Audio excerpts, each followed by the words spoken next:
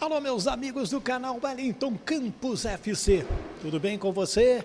Pois é, estamos aqui na sede da CBF, vamos falar de Vasco, vamos falar da punição no STJD, vamos falar também a respeito de treinador, de reforços e trazer também o Fernando Diniz, que tomou posse, né? Vamos dizer assim, foi apresentado como novo treinador da seleção brasileira. Tudo isso a gente vai trazer para você aqui no nosso canal Wellington Campos FC.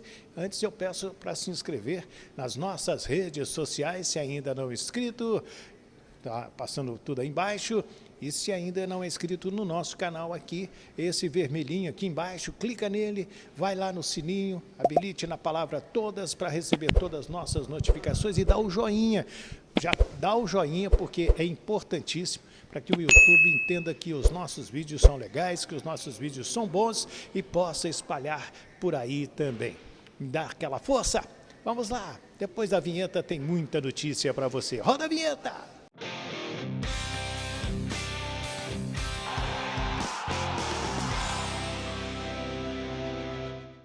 Legal, minha gente, uma quarta-feira de muitas notícias. Deixa eu começar pelo Superior Tribunal de Justiça Desportiva, em primeira instância, na Comissão Disciplinar de número 3, ou na terceira Comissão Disciplinar, o Vasco foi julgado daqueles incidentes, dos tumultos, envolvendo o jogo com o Goiás. E foi punido com a perda de mando de campo de 4 partidas, portões fechados, sem público, e uma multa de R$60 mil. Ele pode recorrer, mas se não conseguir um efeito suspensivo, o que não deve acontecer, o Vasco joga então já com o Cruzeiro pagando o segundo mando. Já pagou um com o Cuiabá, aquele do Botafogo não vale, e contra o Cuiabá valeu, então contra o Cruzeiro já seria o segundo jogo. Ou será o segundo jogo, ficando ainda para Atlético Paranaense e depois o Grêmio, que são os próximos jogos em São Januário. Acredito até que o Vasco não deva recorrer, pelo momento político pesado do jeito que está, né? Até que ponto ter o público em São Januário, aqueles tumultos, ano político, né? A coisa está bastante inflamada, os torcedores não vão repetir, em caso de insucesso, aqueles gestos, né? Então é uma coisa a ser pensada também. E com relação ao time, o William Batista deverá, mais uma vez, dirigir a equipe. Paulo Brax segue procurando o treinador, tentando o acerto. Agora, hoje já noite de quarta-feira, né? Mesmo que seja contratado amanhã, chegando na sexta, não dá tempo do cara comandar o time para sábado. Então vai ficar mesmo William Batista comandando o jogo do Vasco contra o Cruzeiro no sábado às 4 da tarde em São Januário. A respeito do time, ele não tem o Lucas Piton, pode colocar ali o Léo, capitão, que nasceu lateral esquerdo lá no Fluminense, chegou o lateral esquerdo no São Paulo, depois virou zagueiro e colocaria aí alguém na zaga para formar com o Capasso, né, inicialmente, e formaria então a defesa. Ou até mesmo colocar alguém da base naquele setor. O Jair está fazendo o tratamento intensivo, ainda não temos informação se ele vai ser liberado para esse jogo com a equipe do Cruzeiro. A tendência que fique de fora.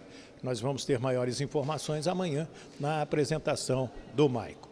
Com relação a reforços, o Gary Medel trocando documentos aí com a diretoria do Vasco da Gama, ele postou fotos na academia, expectativa que ele chegue nos próximos dias, já para se apresentar, ser inscrito no Campeonato Brasileiro e começar a fazer toda a preparação e estrear também. Tem muitos nomes aparecendo aí, mas eu não tenho nenhuma informação para trazer a notícia com credibilidade. Especular não é muito legal, a gente cria uma expectativa no torcedor e depois não acontece, não fica bacana esta situação. Certo? Então, agora é esperar que o Vasco consiga fazer um grande jogo contra o Cruzeiro na próxima rodada, sábado. O Cruzeiro faz um bom campeonato ali na intermediária, né, da tabela. É o que o Vasco estaria fazendo se tivesse vencido seus jogos dentro de casa e, nesse momento, está na zona de rebaixamento. Vamos falar de seleção brasileira. Deixa eu trazer mais notícias aqui, porque a CBF vai divulgar até sexta-feira mais rodadas das séries A e B, já desmembradas. Estava esperando o sorteio de hoje da Libertadores e da Copa Sul-Americana. Para quem não pegou, oitavas de final da Libertadores, Galo e Palmeiras, Flamengo e Olímpia do Paraguai, Argentinos Júnior e Fluminense, o River Plate pega o Internacional e o Bolívar pega o Atlético Paranaense. Bem, vamos falar de Fernando Diniz. Ele foi apresentado na sede da CBF, contrato de 12 meses, evitou falar sobre Carlo Ancelotti, como também o próprio Edinaldo Rodrigues, e perguntado se vai fazer a Copa América dos Estados Unidos no ano que vem, ele deu essa resposta aqui. Obrigado pela pergunta. Em princípio, o meu contrato segue de 1 ano, de 12 meses, vou procurar fazer o melhor possível. A gente não decidiu ainda se engloba a Copa América. Quanto ao Carlo Ancelotti, assim, é um assunto, eu sei do planejamento da CBF e eu não estou aqui para falar depois de mim o que vai acontecer com o Carlo Ancelotti. Vocês vão ter que apurar de uma outra forma, se é que esse é o nome que vai vir. Mas o meu compromisso com a CBF é procurar fazer o melhor que eu puder fazer para preparar bem os jogadores e a gente conseguir ter um bom rendimento em todos os jogos que a gente tiver pela frente. O Fernando Diniz também foi perguntado, inclusive pelo nosso querido Pedro Ivo, da ESPN Brasil, que perguntou sobre as últimas horas, como vai ser conciliar Fluminense, seleção brasileira, também passando pela questão ética, enfim, e o Diniz contou um pouco deste acerto. O presidente procurou o Mário, primeiro, o Edinaldo, o presidente Edinaldo procurou o Mário, que foi um gesto, acho que, bastante respeitoso em relação ao Fluminense. E o Mário me procurou e falou desse desejo do presidente da CBF de me ter como técnico. Então eu fiquei muito honrado, de fato, e muito alegre de poder ter sido escolhido. E a gente usou esse tempo porque eu precisava... A primeira coisa isso não é uma coisa que muda, é uma questão que ela permanece intacta na minha carreira, é saber a quem eu vou me reportar, quem vai ser meu chefe. Eu precisava conversar com ele pessoalmente, a gente fez isso aqui na segunda-feira à noite, para eu me apresentar e mostrar claramente quem eu sou e se eu era de fato o nome que ele gostaria que comandasse a seleção brasileira. Porque se a gente não tem essa relação e não tem esse casamento, essa química, para mim não funciona. Então, eu já tinha uma imagem do presidente pelas entrevistas, por aquilo que eu enxergo dele como pessoa, e a mim sempre me pareceu uma pessoa extremamente honesta, ética e que ia fazer o melhor para o futebol. E ao conhecê-lo, foi o sentimento que eu tive, ele se confirmou, acredito que da parte dele também, e a partir de então as coisas avançaram muito rapidamente. Em relação às janelas curtas, existe talvez um pouco de uma distorção em relação ao meu trabalho, porque se vocês repararem bem, quando eu cheguei aqui no Fluminense o ano passado, a gente teve um início extremamente positivo, o time sem tomar gol. Então, assim, a minha chegada no clube é que eu prezo muito, e vocês sabem disso, pelas relações. Então, essa é a primeira coisa que eu procuro fazer nos clubes que eu vou, e nesse caso aqui na seleção vai seguir essa mesma dinâmica, de me aproximar dos jogadores, porque acredito que o que eu faço no futebol é proporcionar as melhores condições para que os jogadores consigam colocar a sua melhor versão e colocar o seu melhor potencial para fora. Então, eu acredito que o tempo que a gente tiver, eu vou conseguir, espero de fato conseguir, que os jogadores entendam as ideias básicas do meu jogo, mas a ideia principal é a gente criar boas conexões para que as coisas possam fluir. Conforme o tempo vai passando, as questões táticas elas vão seguindo, tem uma certa rotina de ensino-aprendizagem que elas vão num curso de uma certa forma natural. Mas eu concordo que é diferente a dinâmica do que é no clube, mas eu acredito que a gente vai conseguir ter uma conexão rápida e apresentar bons resultados. Ô Diniz, boa tarde. Carlos Gil aqui, TV Globo, Sport TV. O presidente, agora há pouco, no seu discurso, disse que não via qualquer empecilho ético, né, no acúmulo de funções, seleção e Fluminense. E eu gostaria de saber da tua visão, se isso para você, em algum momento, foi uma questão de aceitar. É claro que você tem a sua ética, você nunca, né, pelo que a gente conhece, chamaria ou deixaria de chamar por ser jogador do time A, B ou C, mas se para você foi uma questão, te fez pensar, te fez balançar que os outros pudessem pensar.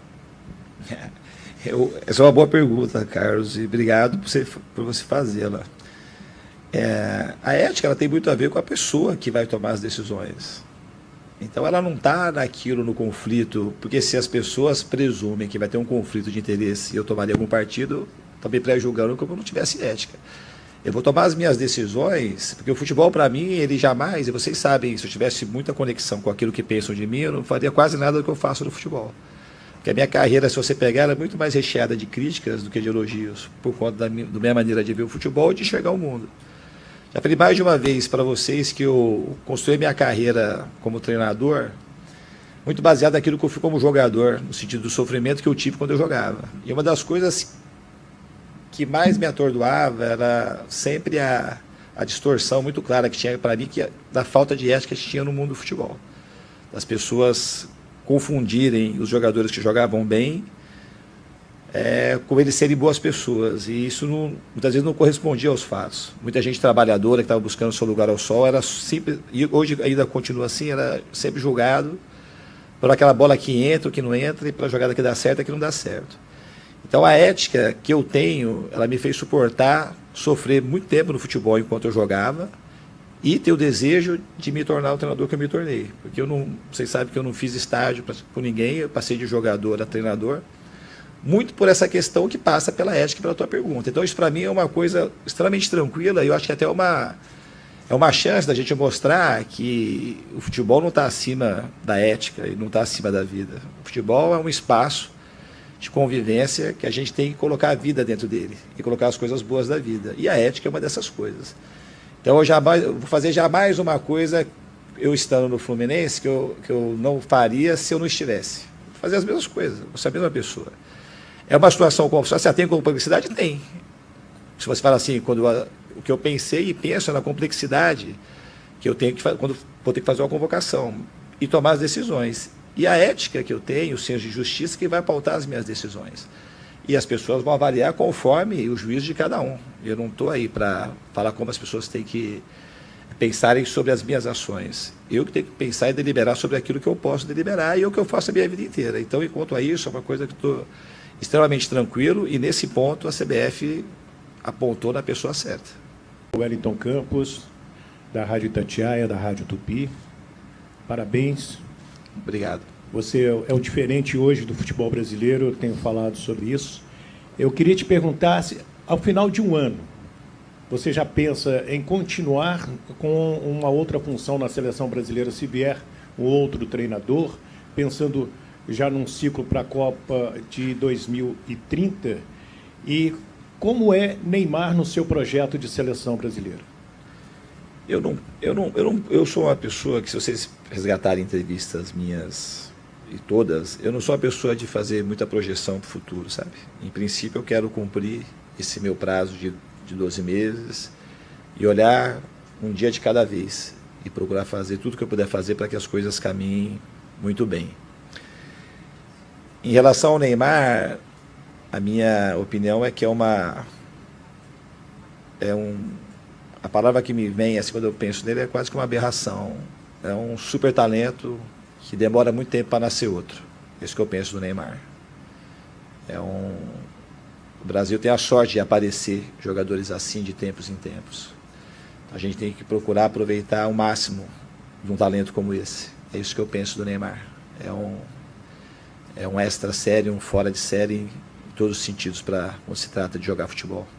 Então, Fernando Diniz participando conosco, aqui direto da sede da CBF, é o novo treinador da seleção brasileira. O que você achou? Quero a sua opinião.